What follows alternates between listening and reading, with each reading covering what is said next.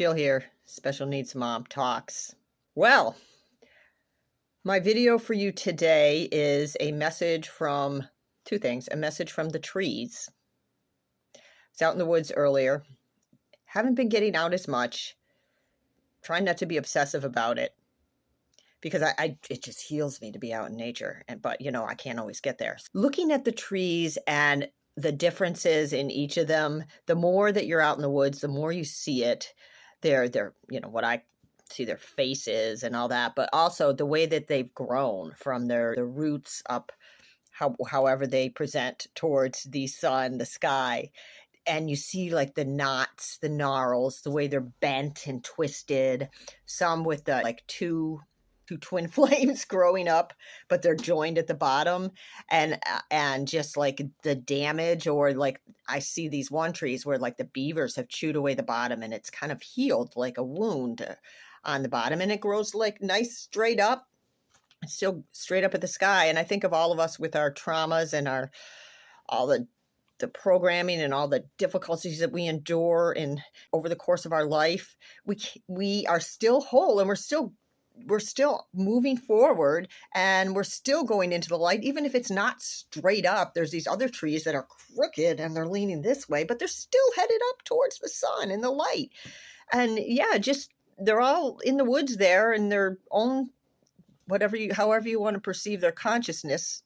I think of it as like a way slower consciousness than like ours, but I could be completely off. Anyway, it's just the analogy of just it's all beautiful, even if it's like gnarly. We go through those periods of gnarly twists and turns where we might think our life is completely ruined and off track, and it's really not.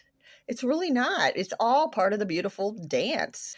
That was my message from the trees today. And the other one was, I did this post where I put out all the journals that I've written in over the past, 15 months, 16 months.